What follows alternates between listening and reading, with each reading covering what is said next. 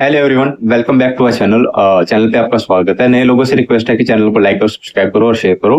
Recently थोड़े time पहले मैंने एक वीडियो डाला था जिसमें मैंने एक टॉपिक हाईलाइट किया था कि 4300 वेल्दी इंडियंस इस साल अपना देश छोड़ के अब्रॉड सेटल हो जाएंगे। कई लोगों ने अप्रिशिएट किया, कुछ ने क्रिटिसाइज भी किया, तो कोई प्रॉब्लम नहीं है उससे, लेकिन वो क्रिटिकल इश्यू था, मैंने हाईलाइट किया।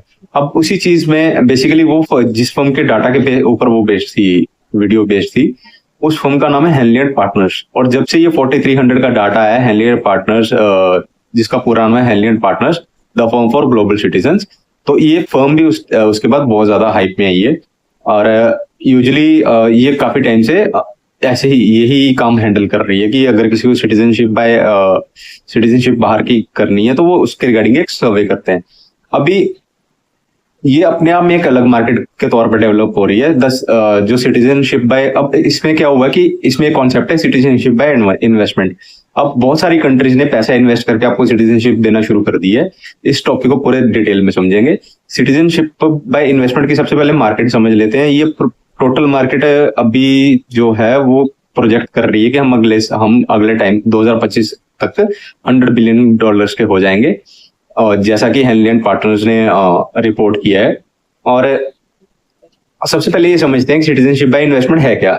अब इसको मैं शॉर्ट फॉर्म में सीबीआई के तौर पे बोलूंगा। ये वो वाला सीबीआई नहीं है जो हमारा एजेंसी है।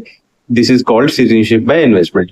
तो ये प्रोग्राम क्या ऑफर करता है इन्वेस्टर्स को कि आप जैसे सपोज अगर मैं एक इंडियन वेल्दी सिटीजन हूँ, मैं पैसे इन्वेस्ट करके किसी और देश में या बिजनेस स्टार्ट करके वहां की सिटीजनशिप ले सकता हूँ, तो through strategic investments.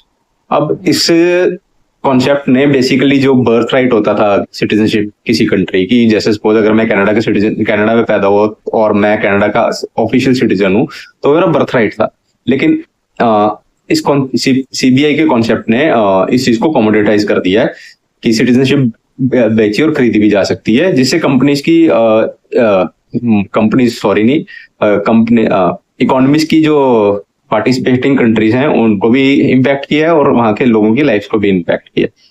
For example जैसे एक वेनेटू करके कंट्री है जिसके सिटीजनशिप प्रोग्राम्स हैं, वो उसका मेजर रेवेन्यू सोर्स है, जिसमें ये कह लो कि पासपोर्ट की सेल्स जो है वो more than 30% of government income है। ठीक है। अब इस कॉन्सेप्ट में क्या है कि ये इन्वेस्टर्स को हेल्प करती है किसी भी कंट्री में जाके इन्वेस्टमेंट करके वहां की सिटीजनशिप लेने में।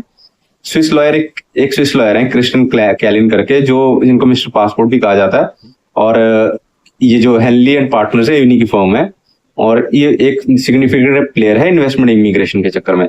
और 1997 में हेनली एंड पार्टनर्स को खोला गया था। उसके बाद इन्होंने बेसिकली ये कह लो कि सिटीजनशिप बाय इन्वेस्टमेंट की इंडस्ट्री को ओवरऑल इन्होंने शेप किया है। इनकी क्लाइंटेल जो है वो हाई नेटवर्थ इंडिविजुअल्स हैं और अल्ट्रा हाई HNA इंडिविजुअल्स हैं, जिसमें कुछ एंटरप्रेन्योर्स भी हैं, टॉप लेवल मैनेजर्स भी हैं, आर्टिस्ट भी हैं, सेलिब्रिटीज भी हैं।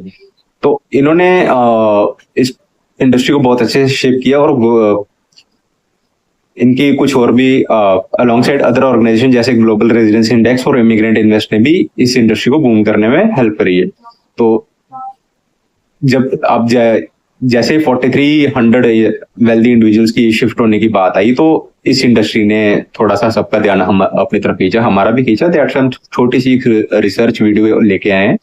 होप सो आपको अच्छी लगी होगी। इस तरह के और कंटेंट के लिए चैनल के साथ जुड़े रहिए, लाइक कीजिए, सब्सक्राइब कीजिए और शेयर कीजिए अगर आपको कंटेंट अच्छा लगता है तो।